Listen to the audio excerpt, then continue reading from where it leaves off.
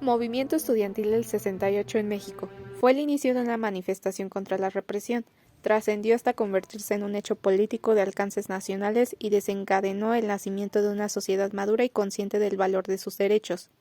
En México, el movimiento estudiantil de 1968, encabezado por jóvenes politécnicos y universitarios, compartía mucho de los ideales de la juventud de otros países y aspiraba a construir una nación con nuevas concepciones del gobierno y la vida política hacia un entorno sin violencia, con justicia, diálogo, respeto y tolerancia. El 26 de julio de 1968 inició un gran movimiento estudiantil, el cual se introdujo también en el ambiente social en general, formado por una fuerte idea nacionalista, y sacudió los crecimientos del régimen autoritario priista.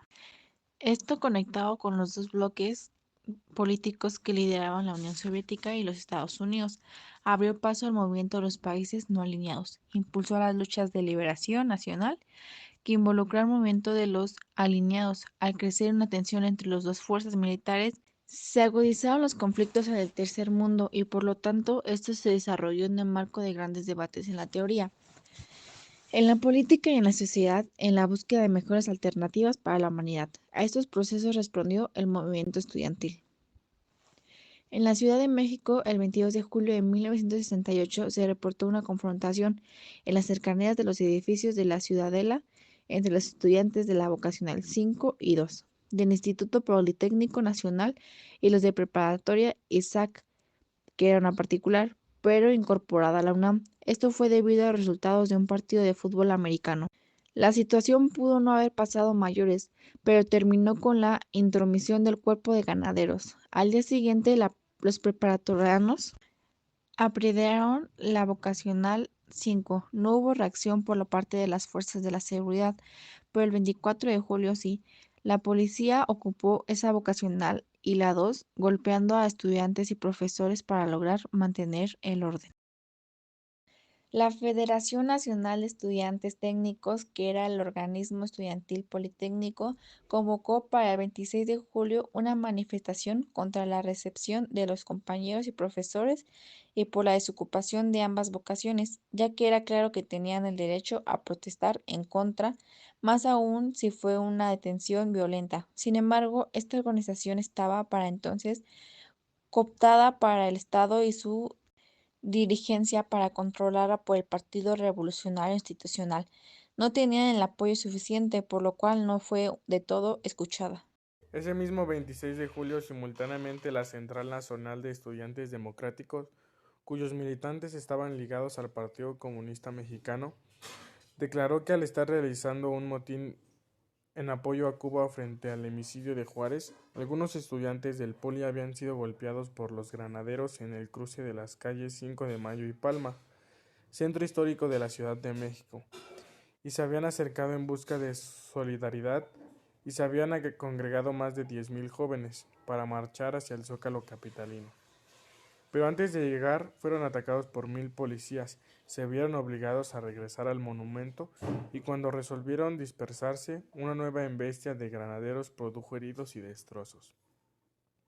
Los granaderos interceptaron al contingente de estudiantes a la altura de Isabel la Católica, calle que lleva directamente al Zócalo. Al enterarse de las agresiones, llegaron muchos alumnos, mas no pudieron no dar causa a más agresiones.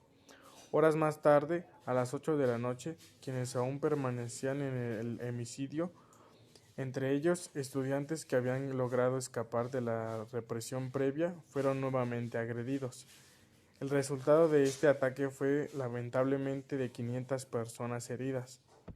En la asamblea de la Vocacional 5, los estudiantes denunciaron que el 26 habían sido agredidos por los granaderos, las guardias presidenciales y el servicio secreto, y reprobaron el llamado de la Federación Nacional de Estudiantes Técnicos a la policía para intervenir en las manifestaciones. Conforme a los hechos, desde aquel 26 de julio de 1968 hubo múltiples violaciones a los derechos humanos, principalmente a la libertad de expresión.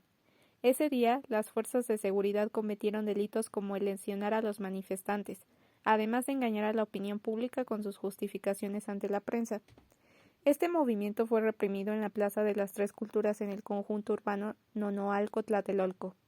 Este hecho es considerado como uno de los episodios más oscuros en la historia moderna de México. Recordemos que la etapa del sustento económico y social en nuestro país, mejor conocido como Milagro Mexicano, finalizó a finales del sexenio del presidente Díaz Ordaz, con el agotamiento del modelo estabilizador, ya que no resolvió algunas de las demandas sociales existentes durante la época. Recordemos que antes del movimiento estudiantil estuvieron las huelgas de los ferrocarrileros en 1958, de maestros en 1961 y de médicos en 1965, que, de igual manera, fueron reprimidas por parte del gobierno. Es por ello que este tipo de movimientos ha cobrado una importancia clave hoy en día y nos ha enseñado a levantar la voz frente a nuestras autoridades. Los derechos de todos importan. La matanza de Tlatelolco el 2 de octubre del 68 no se olvida.